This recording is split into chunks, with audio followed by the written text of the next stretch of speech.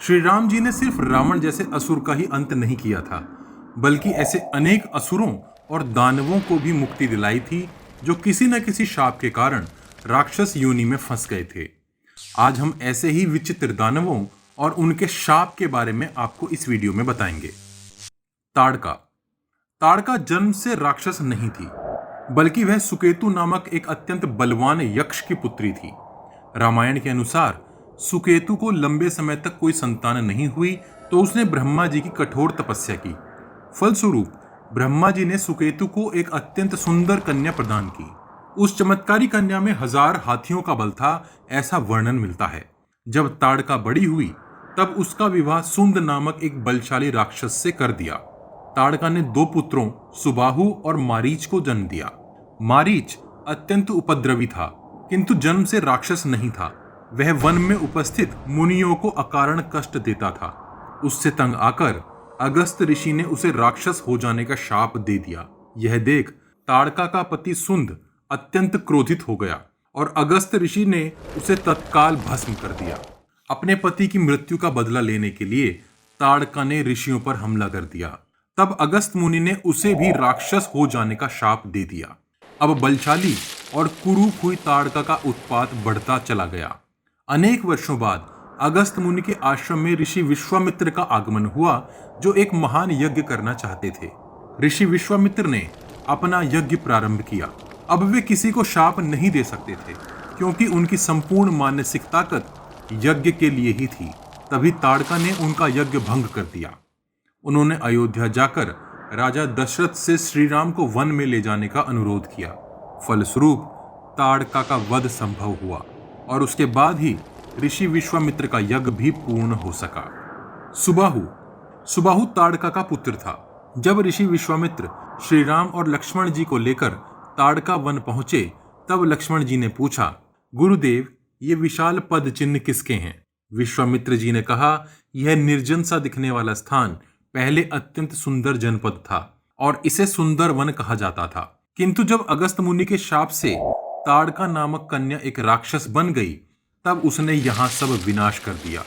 ये विशाल पद चिन्ह उसी ताड़का राक्षसी के हैं। आश्रम पहुंचकर विश्वामित्र जी अपने यज्ञ में रत हो गए और श्री राम एवं लक्ष्मण जी वहां पहरा देने लगे। यज्ञ के पहले ही दिन ताड़का ने सुबाहु और मारीच के साथ वहां उत्पात मचाना शुरू कर दिया। उस दिन श्री राम जी के हाथों ताड़का का वध हुआ। तब सुबाहु और मारीच वहां से भाग गए। यज्ञ के छठे और अंतिम दिन पूर्ण आहुति के समय दोनों भाइयों ने यज्ञ में मांस और रक्त फेंकना शुरू कर दिया। तब श्री राम और लक्ष्मण जी ने उनकी सहायता के लिए आए सभी राक्षसों का वध कर दिया। सुबाहु अत्यंत क्रोधित हो गया और श्री राम जी पर आक्रमण करने दौड़ा। तभी लक्ष्मण जी ने आग्नेयास्त्र से उसे पीछे धकेल दिया। तब तक श्री राम जी ने मानवास्त्र का उपयोग मारीच पर कर दिया। उसकी छाती में लगते ही मारीच 100 योजन दूर समुद्र किनारे जा गिरा। मारीच को वहां ना पाकर सुबाहु विचलित हो गया और लक्ष्मण जी की तरफ दौड़ा। तभी श्री राम जी ने एक बाण से ही उसका वहीं वध कर दिया। मारीच। श्री राम जी के मानवास्त्र से मारीच दूर समुद्र तट पर जा गिरा था। इतनी दूर जाकर गिरने से भी उसकी मृत्यु नहीं हुई थी। तब मारीच लंका चला गया और अपनी असुरी विद्या का विकास करने लगा। जब रावण को शूर्पणखा कांड के बारे में पता चला, तब उसने सीता हरण की योजना बनाई। उसने मारीच को बुलाया और अपनी योजना के बारे में बताया। मारीच ने रावण से कहा, हे रावण, मैं श्री राम जी का पराक्रम और उनके बाणों की शक्ति जानता हूँ। भला इस जगत में ऐसा कौन है जो उनके बाणों का वेग सह पाए? रावण मारीच पर क्रोधित हो गया और बोला, अगर तूने मेरी योजना में मेरा साथ नहीं दिया तो मैं तेरे यही प्राण निकाल दूंगा। तब मारीच ने सोचा, अगर मरना निश्चित ही है तो किसी श्रेष्ठ पुरुष के हाथों मरना ही उचित होगा। रावण ने योजना बनाई कि तुम एक स्वर्ण मृग का रूप धारण कर लेना, जिससे सीता मोहित हो जाए। तब सीता निश्चित ही श्री राम को तुम्हें पकड़ने भेजेगी। बस मुझे इसी मौके की तलाश है और मैं सीता का हरण करके यहां लंका ले आऊंगा। रावण की योजना सफल हुई, किंतु जैसे ही श्री राम को आभास हुआ कि यह वन में उपस्थित जरूर कोई विचित्र दानव है, तब उन्होंने उसे मारने के लिए एक दुर्लभ बाण छोड़ा, जो नजरों से ओझल हुए मारीच को सीधा जा लगा और उसके तत्काल प्राण निकल गए। खर और दूषण। बहुत कम लोगों को पता है कि खर और दूषण रावण के सौतेले भाई थे।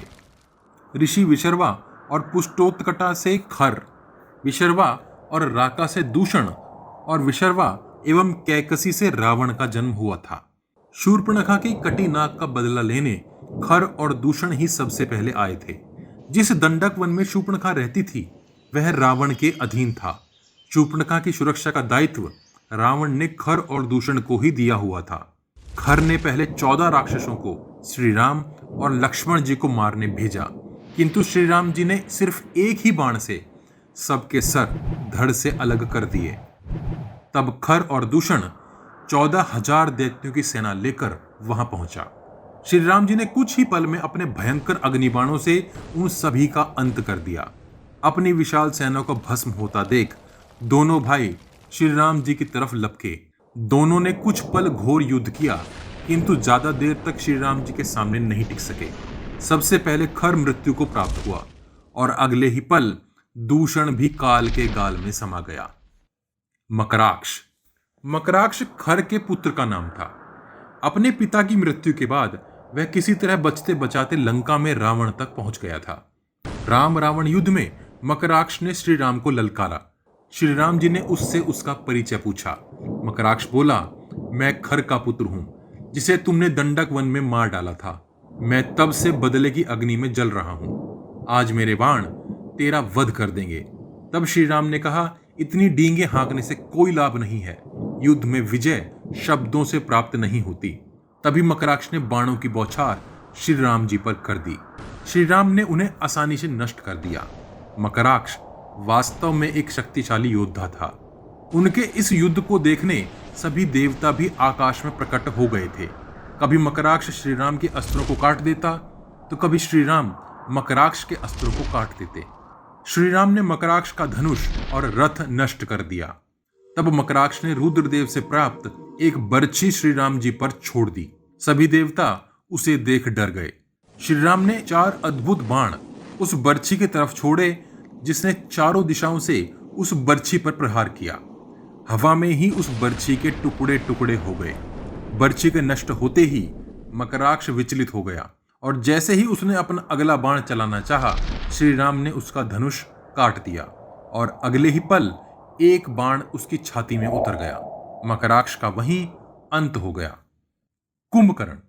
जन्म के समय उसका सर घड़े के समान बड़ा और कान बहुत बड़े थे, इसलिए उसका नाम कुंभकर्ण पड़ा था। कुंभकर्ण ने ब्रह्मा जी की तपस्या करके उनसे इंद्रासन मांगना चाहा था, किंतु देवताओं की प्रार्थना पर सरस्वती जी उसकी जिह्वा पर बैठ गई थी और उसके मुख से इंद्रासन की जगह निद्रासन निकल गया, जिसकी वजह से वह लंबे समय तक सोता था। ब्रह्मा जी ने उसे कहा था कि अगर उसे नींद से कोई जबरदस्ती जगाएगा तो वह उसका अंतिम दिन होगा। जब कुंभकर्ण युद्ध भूमि में पहुंचा तब उसे देखकर वानर तो क्या, नल और नील जैसे योद्धा भी भयभीत हो गए थे। सबसे पहले हनुमान जी और कुंभकर्ण के बीच भयंकर युद्ध हुआ। दोनों ने एक दूसरे को अत्यधिक घायल कर दिया। हनुमान जी को घायल पाकर गंधमादन, नील, ऋषभ, शरभ और गवाक्ष एक साथ कुंभकर्ण पर टूट पड़े, किंतु कुंभकर्ण को तनिक भी विचलित नहीं कर पाए।